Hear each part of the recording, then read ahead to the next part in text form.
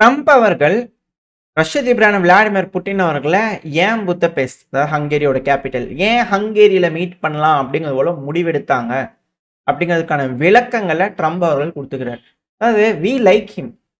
அதாவது ரெண்டு பேருமே ரஷ்ய அதிபரான விளாடிமிர் புட்டின் அவர்களுக்கும் அமெரிக்காவோட அதிபரான டொனால்டு ட்ரம்ப் அவர்களுக்குமே விக்டர் ஆர்பன் அவர்கள் ரொம்ப பிடிக்கும். அது மட்டும் இல்லாம அவர் நாடு ரொம்ப சேஃபான ஒரு நாடு. நார்மலாவே ஒரு நல்ல தலைவர். அவங்க நாட்டுக்கு, அதாவது ஹங்கேரிக்கு என்ன தேவைங்கிறத அவர் யோசிச்சு செய்வார். நல்ல தலைவர் அவர். அதனால இது ரெண்டு பேர்த்துக்கும் பிடிக்குது. அவருக்கு எங்க ரெண்டு பேர்த்தையும் பிடிக்கும் அப்படிங்கிறதுனால எந்த பிரச்சனையுமே இல்லாதனால நாங்க ஹங்கேரியை தேர்ந்தெடுத்தோம் அப்படிங்கிறதோட சொன்னாங்க இல்லையா. அதாவது ஹங்கேரியோட தலைவரான விக்டர் ஆர்பன் அவர்களுக்கும் உக்ரைனோட தலைவரான ஜெலன்ஸ்கி அவர்களுக்கும் ஆகவே மாட்டேங்குது. ரெண்டு சைடு வந்து பார்த்தீங்கன்னா முட்டலும் மோதலமா இருந்தது. மோசமான பேச்சுக்கள் இருந்தப்பையும் மாறி மாறி திட்டிக்கிட்டு இருந்தாங்க. ரெண்டு பேரும் உளவு வேலை பார்க்குறாங்கன்னு குற்றச்சாட்டுக்களை வச்சுட்டு இருந்தாங்க. ஸோ இப்படி இருக்கும்போது அந்த இடத்துல வந்து பார்த்தீங்கன்னா புத்தபெஸ்ட் மெமரேண்டம், புத்தபெஸ்ட்லேருந்து ஒரு அக்ரிமெண்ட்டு அப்படிங்கிறதோட வந்து பார்த்தீங்கன்னா உக்ரைனை ஃபாலோ பண்ணி வைக்கிறாங்கன்னா அது எப்படி இருக்கும் அப்படிங்கிற ஒரு கேள்விகள் இருக்கு. ஸோ இந்த இடத்துல வந்து பார்த்தீங்கன்னா ஹங்கேரி உக்ரைனை ப்ராக்டிக்கலாக டிஃபீட் பண்ணிக்கிறாங்கன்னு அர்த்தம். இது போல் அவர் தரப்புலேருந்து வருது. மேலும் மேலும் உக்ரைனை காண்டேற்றக்கூடிய வேலைகள் பலது நடந்திருக்கு அப்படிங்கிற மாட்டுக்கருத்துல. இதுல சிறந்த ஒரு காண்டேத்துதல் அப்படின்னா உக்ரைனோட ஒரு எம்பி அன்னா ஸ்கொர்தாக் அவர்கள் 2 நாளைக்கு முன்னாடி கூட இவங்களை பார்த்துருப்போம். ஜெலன்ஸ்கிக்கு வந்து பார்த்தீங்கன்னா ஓட்டு போட மாட்டேன், மார்ச் அல்லான்னு இன்னொரு தடவை வந்துடாத பணி அப்படிங்கிறத கேட்டுருந்தாங்க இல்லையா. உக்ரைனோட ஒரு எம்பி தான், ஜெலன்ஸ்கி அவர்களோட கட்சி தான். ஸோ இவங்க வந்து பார்த்தீங்கன்னா திருப்பி ஹைலைட் ஆகிருக்கிறாங்க. என்னன்னா கூகுள் மேப் இருக்குல்லங்க, அது எந்த இடத்துலலாம் உக்ரைன் ட்ரைனிங் ட்ரூப்ஸ் இருக்கோ அது எல்லாத்தையும் அப்படியே, அதாவது பழைய மேப்பை தான் காட்டணும். லிட்ரலாக நார்மலாக வந்து பார்த்தீங்கன்னா ஒரு இடத்துல போர் நடக்குதுன்னா லேட்டஸ்டான மேப்பை அப்டேட் பண்ணக்கூடாது. இப்போ கூகுள் என்ன பண்ணிடுதா, லேட்டஸ்டான மேப்பை அப்டேட் பண்ணி விட்ருது. சரி, அவங்க தான் அப்படி பண்ணுறாங்கன்னு பார்த்தா இவங்க உக்ரைனோட இராணுவம் இருக்கு இல்லையா, இவங்களாவது ட்ரைனிங் கொடுக்கக்கூடிய இடத்த வேற இடத்துலையாவது வைக்கலாமான்னு பார்த்தா இவங்களும் வைக்க மாட்றாங்க. அதாவது ரஷ்யா ஆல்ரெடி அங்கே ட்ரைனிங் கொடுக்குறாங்கன்னு தெரிஞ்சு அட்டாக் பண்ணியிருக்கிறாங்க. பல தடவை அட்டாக் பண்ணிக்கிறாங்க. பண்ணதுக்கப்புறம் அதெல்லாம் ரெடி பண்ணி சீரஞ்சிறப்புமா வந்து பண்ணலாம் ரெடி பண்ணி அதே இடத்துல திருப்பி ட்ரைனிங் பண்ணா நாங்கள் இங்கேயே தான் இருப்போம், எங்கள் மேலே குண்டை போடுற ரஷ்யா அப்படிங்கிறது போல கேட்டு வாங்கிக்கிற மாதிரி இருக்கு. இவங்களும் திருந்த மாட்டுறாங்க, அவங்களும் ஒத்துழைக்க மாட்டேங்கிறாங்க. என்னதான் பண்றது அப்படிங்கிறது போல உக்ரைனோட எம்பி தரப்புலேருந்து கதறல்கள் வந்திருக்கு. ஸோ கூகுள் மேப் வாண்டடா போட்டு கொடுத்துருது ரஷ்யாக்கு. எப்படி ரஷ்யாக்குள்ள இந்த எனர்ஜி இன்ஃப்ராஸ்ட்ரக்சரோட இன்டெலிஜென்ஸ் டேட்டாலாம் உக்ரைனுக்கு கொடுக்குறாங்களோ, உக்ரைனோட ராணுவ கேம்புகளில் எங்கே இருக்கின்ற இன்டெலிஜென்ஸ் டேட்டாவை கூகுள் ரஷ்யா கொடுத்துருதா அப்படின்ற கேள்விகள் இருக்குது. எது எப்படியோ இப்போ மாறி மாறி வந்து பார்த்தீங்கன்னா பிரச்சனைகள் போயிட்டு இருக்கு. உக்ரைனுக்கு மேலும் மேலும் பின்னடைவு. ஏன்னா ட்ரைனிங் கிரவுண்ட்ஸ் ரஷ்யா அதிகமாக அடிக்கிறாங்க. அப்படிங்கும்போது இதுக்கான விலை அப்படிங்கிறது வந்து பண்ணால் கவனக்குறைவு. ஏற்கனவே ரஷ்யாவுக்கு தெரிஞ்சிருக்குங்க ட்ரைனிங் எடுக்கிறாங்கன்ட்டு. அது மேலே மிசைல் அனுப்பிச்சு அவங்க திறந்தாமல் திருப்பி அதே இடத்துலயே திருப்பி ரெடி பண்ணாங்கன்னா எப்படி அப்படிங்கிற கேள்வி இருக்கு. என்னன்னா மேப்ல பார்க்கும்போது அது செதந்து போச்சு அப்படிங்கிறது போல இருக்கும். திருப்பி அப்டேட் பண்ணும்போது அந்த வீடெல்லாம் நல்லா கட்டமைச்சு எல்லாம் ரெடி ஆயிருச்சு அப்படிங்கும்போது ஓஹோ ரெடி பண்ணிட்டீங்களா அப்படின்னு ஒரு மிசைல் அனுப்பிடலாம் அப்படிங்கிற ரஷ்யாவுக்கு அனுப்புறதுக்கு ஈஸியா இருக்கு இல்லையா. இதே இதில் இருக்கக்கூடிய விஷயம். அமெரிக்கா என்டையரா உக்ரைனுக்கு ஆப்போசிட்டா திரும்புறாங்களா அப்படின்ற ஒரு கேள்விகள் வர ஆரம்பிச்சிருக்கு. அது மட்டும் இல்லாம ரஷ்யா அவங்களோட டாக்டிக்ஸை மாற்ற ஆரம்பிச்சிட்டாங்க. அது உக்ரைனோட மீடியாக்களில் வந்து பார்த்தீங்கன்னா உக்ரைனர்கோ அப்படின்னு ஒரு கம்பெனி. ஸோ இந்த கம்பெனியோட டாப்பில் இருக்கிறவர் வந்து பார்த்தீங்கன்னா பேட்டி கொடுத்துருக்காரு. என்ன அப்படின்னா ரஷ்யா எனர்ஜி இன்ஃப்ராஸ்ட்ரக்சர் அடிக்கிறாங்க இல்லையா, அது எப்படி அடிக்கிறாங்க அப்படின்னா அவங்களோட டாக்டிக்ஸை மாற்றிக்கிறாங்க. அதாவது என்டையர் எனர்ஜி டிஸ்ட்ரிக்ட்ஸ் அப்படிங்கிறதோட உக்ரைனில் இருக்கும் இல்லையா, அது எல்லாத்தையுமே அடிக்கிறாங்க. முன்னாடி அது இதுன்னு அடிச்சுட்டு இருந்தாங்க. ஆனால் இப்போ எனர்ஜி டிஸ்ட்ரிக்ட்ஸை மட்டும் குறி வச்சு கம்ப்ளீட்டாக டிஸ்ட்ராய் பண்ணுறாங்க.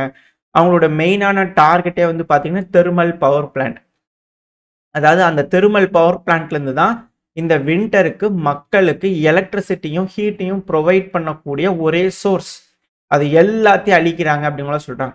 அதாவது பிளாக் அவுட்டை கிரியேட் பண்ணலாம் அப்படிங்கிறதோட ரஷ்ய தரப்புலேருந்து யோசிக்கிறாங்க. இது எப்படி செய்ய முடியும் அப்படின்னா ஒரு மேப் இருக்கு இல்லையா, இல்லை ரெட் கலர் லைன் போட்டிருக்காங்க இல்லையா. ஸோ அந்த ரெட் கலர் லைனுக்கு கிழக்கில் இருக்கக்கூடிய உக்ரைனை கம்ப்ளீட்டாக பிளாக் அவுட் பண்ணணும்னு யோசிக்கிறாங்க. அதுதான் ரஷ்யாவோட திட்டமாக இருக்குது. அதாவது நான் புரிஞ்சுக்கிட்டு வச்சு சொல்கிறேன். ஏன்னா அவங்க உக்ரைனில் பேசிகிட்டு இருப்பாங்க, எனக்கு எக்ஸாக்டாக தெரில. ஸோ இந்த மேப் வச்சு அவங்க டிரான்ஸ்லேட் பண்ணி நான் உங்களுக்கு சொல்லக்கூடிய விஷயங்கள் தான். அது என்னன்னா கரண்டா வந்து பார்த்தீங்கன்னா, எலக்ட்ரிக்கல் ஃப்ளோவ வந்து பார்த்தீங்கன்னா, இம்பேலன்ஸ் பண்ணணும்னு நினைக்கிறாங்க ரஷ்யா. அதாவது அ கம்ப்ளீட்டா கிழக்கு உக்ரைன எலக்ட்ரிசிட்டி இல்லாம பேரலைஸ் பண்றது மூலியமா, இந்த நியூக்ளியர் பவர் பிளான்ட்லேருந்து பவர ஜெனரேட் பண்ணுவாங்க. அது பிரச்சனையாகாம இருக்கிறதுக்கு இந்த தெர்மல் பவர் பிளான்ட்லேருந்து பவர் போயிட்டு இருக்கு. இப்ப என்ன நடக்குதுன்னா, அந்த தெர்மல் பவர் பிளான்ட் இது எல்லாத்தையும் அழிக்கிறாங்க. ஃபர்ஸ்ட்டு தெர்மல் பவர் பிளான்ட்ஸ் எல்லா சிஸ்டம்ஸையும் பவர் சிஸ்டம்ஸ் எல்லாத்தையும் அடிச்சுட்டு, இம்பேலன்ஸ் பண்ணதுக்கு அப்புறமா, அந்த பவர் பிளான்ட்டுக்கு வரக்கூடிய அந்த சப்ஸ்டேஷன்ஸ்லாம் நடுவுலலாம் இருக்கும்ல, இம்ப்ளிமெண்ட் பண்ணி வச்சிருப்பாங்க. ஸோ அது எல்லாத்தையுமே அடிக்கிறாங்க. ஸோ அப்படி அடிக்கிறதுனால பவர் பிளான்ட்டுக்கு நியூக்ளியர் பவர் பிளான்ட்டுக்கு வரக்கூடிய எலக்ட்ரிசிட்டி வராது. இதனால நியூக்ளியர் கேட்டாஸ்ட்ராஃபி உருவாகிறதுக்கு வாய்ப்புகள் இருக்கு. நம்மளால நியூக்ளியர் பவர் பிளான்ட்டை எமர்ஜென்சி மோடுக்கு ஸ்விட்ச் பண்ண ஆரம்பிச்சிடும். ஸோ அதுக்கப்புறமா நியூக்ளியர் பவர் பிளான்ட்ல இருந்தும் எலக்ட்ரிசிட்டியை எடுக்க முடியாது. அது இருந்தும் இல்லாம போயிடும். ஸோ இது போல ஒரு வேலைகள்லாம் ரஷ்யா பண்றாங்க. அதாவது இது ரஷ்யா இல்லை, உக்ரைன் வந்து பார்த்தீங்கன்னா ஜாப்ரோசியா நியூக்ளியர் பவர் பிளான்ட்ல இருந்து ரஷ்யா கரண்ட் எடுத்துடக்கூடாதுன்றதுக்காக சுற்றி வர எல்லா பக்கத்தையும் அடிச்சுட்டு இருக்காங்க. இப்போ எப்படின்னா, ரஷ்யா ஒரு ஜாப்ரோசியா பவர் பிளான்ட்ல இருக்கக்கூடிய பவர் யூனிட்ல இருந்து பவர் சப்ளை பண்ணி ஜாப்ரோசியாவை எமர்ஜென்சி மோட்ல இருந்து வந்து பார்த்தீங்கன்னா சேஃப்டி மோடுக்கு மாற்றி வச்சிருக்காங்க. ஏன்னா பவர் சப்ளை போகணும். இப்போ அது வழியாவே ரிட்டர்ன் கரண்ட் எடுத்துக்கலாம் அப்படிங்கிறது போல அவங்க தரப்பு வந்து பேரலல் போட்டு வேலை செஞ்சுக்கிட்டு இருக்காங்க. ஸோ அதனால தான் ரஷ்யா வந்து பார்த்தீங்கன்னா ஜாப்ரோசியாவில் அடிச்சதுக்கு ரெடி பண்ண விட்டுருந்தாங்க. இப்போ சீஸ்ஃபயர் போட்டிருக்காங்க. அதுக்கப்புறம் அந்த வழியாவே பவரும் போகும், பவரும் எடுத்துக்கலாம் அப்படிங்கள யோசிச்சுக்கிட்டு இருக்காங்க. ஏன்னா இது போல பிரச்சனைகள் இது நான் அந்த டைம்ல அதை பேசும்போது நம்ம தெளிவாக பேசலாம் நான் சொல்ல வரேன்.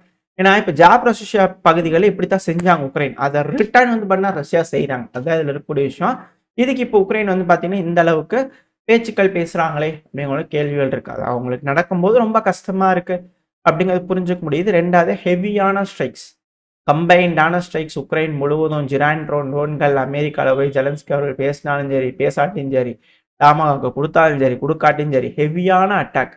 எலக்ட்ரிக்கல் இன்ஃப்ராஸ்ட்ரக்சரையே குறி வச்சு அடிச்சுக்கிறாங்க, கேஸ் இன்ஃப்ராஸ்ட்ரக்சர் ஃபெசிலிட்டியே குறி வச்சு அடிச்சுக்கிறாங்க. பால்டோவா பகுதிகளில் வந்து பார்த்தா ஹெவியான அட்டாக் நடந்திருக்கு. ஸோ அதுக்கான வீடியோ பதிவுகள் லைனாக லோட் ஆயிருக்கும். மேசிவான அட்டாக் பால்டோவா, தெர்காஸ்கி, ஜாப்ரோசியா இந்த பகுதிகளெலாம் பயங்கரமான அட்டாக்ஸ் நடந்திருக்குன்னு வீடியோ பதிவுகள் பலது வந்துகிட்டு இருக்கு. ஸோ இவங்க சொன்ன மாதிரியே ரஷ்யா வந்து பார்த்தீங்கன்னா பேரலைஸ் பண்ணுறதுக்காக, கரண்ட் இல்லாமல் பேரலைஸ் பண்ணுறதுக்கு பல வகையில் வந்து பார்த்தீங்கன்னா ட்ரை பண்ணிக்கிட்டு இருக்கிறாங்க. இப்போ அடுத்தது வந்து பார்த்தீங்கன்னா ரஷ்யா உக்ரைன் இந்த பிரச்சனையில் களத்தில் என்ன நடந்துட்டு இருக்கு அப்படிங்கிற நம்ம பார்க்க ஆரம்பிச்சிடலாம். அதாவது ஃபர்ஸ்ட்டு கர்கிவ் பகுதி. இந்த கர்கிவ் பகுதியில் வந்து பார்த்தீங்கன்னா பிஷானே அப்படின்ற ஒரு பகுதி எங்கள் கட்டுப்பாட்டுக்குள்ள வந்துருச்சுன்னு ரஷ்ய தரப்பு வந்து வீடியோ பதிவுகள் விட்டுருக்காங்க. எப்படி நாங்கள் போனோம், அட்டாக் பண்ணோம், அங்கே இருக்கக்கூடிய ஆயுதங்கள்லாம் நாங்கள் டெஸ்ட்ராய் பண்ணோம், அதுக்கப்புறம் எங்களோட வீரர்கள் எப்படி முன்னேறினாங்க, அந்த பகுதிக்கு எப்படி எங்கள் வீரர்கள் போனாங்க, அங்கே பாருங்க எங்கள் கொடியை பறக்க விட்டாங்க அப்படிங்கிறத கம்ப்ளீட்டாக பேக்கேஜாக கொடுக்கணும்ல வீடியோன்னா. அதனால பேக்கேஜாக வந்து பார்த்தீங்கன்னா ரஷ்ய தரப்பு வந்து கொடுக்குறாங்க. அந்த பேக்கேஜ் வந்து பார்த்தீங்கன்னா பிஷானே பகுதியில் எடுக்கக்கூடிய வீடியோ பதிவு. ஸோ இது எங்கே இருக்குன்னா கர்கிவ் பகுதிகளில் இருக்கு. ஸோ நம்ம இந்த கர்கிவ் ஒப்லாஸ்ட் அப்படிங்கும்போது இந்த லுஹான்ஸ்க்கு கர்கிவ் இந்த பகுதிகள் பார்டரில் இருக்கக்கூடிய பகுதிகள். ஸோ ரஷ்யா வந்து பார்த்தீங்கன்னா இந்த குப்பியான்ஸ்கில் ஸ்ட்ராங் பண்ணிட்டு இருக்காங்க அப்படிங்கிறது பார்க்குறோம் இல்லையா. ஸோ இப்போது அதுக்கு சப்போர்ட் பண்ணும் விதமாக பிஷானே, ஸோ இந்த பகுதியை நான் இப்போது உங்களுக்கு ரெட் கலரில் மார்க் பண்ணி காட்டுறேன், உங்களுக்கு தெரியும். ஸோ பிஷானே இந்த ரவுண்ட் பண்ணிக்கல. ஸோ இந்த பகுதி, ஸோ இது ரஷ்யாவோட கட்டுப்பாட்டுக்குள்ள வந்துருச்சு அப்படிங்கிறது போல ரஷ்ய தரப்பு வந்து வீடியோ பதிவுகள் விட்டுருக்காங்க. இதோட இந்த பதிவை நான் முடிச்சுக்கலாம். இந்த பதிவு எப்படின்னு உங்களுக்கு பிடிச்சிருந்தா லைக் பண்ணிட்டு உங்கள் ஃப்ரெண்ட்ஸ் நம்மளே ஷேர் பண்ணிக்கோங்க. அது கூட மறக்காம நம்ம சேனல் ஒன்று சப்ஸ்கிரைப் பண்ணலாம், மறக்காம சப்ஸ்கிரைப் பண்ணிக்கோங்க. இந்த பதிவு நல்லா இருக்குன்ற நம்பிக்கையில் அடுத்த பதிவு உங்களை சந்திக்கிறேன். Stay safe, by.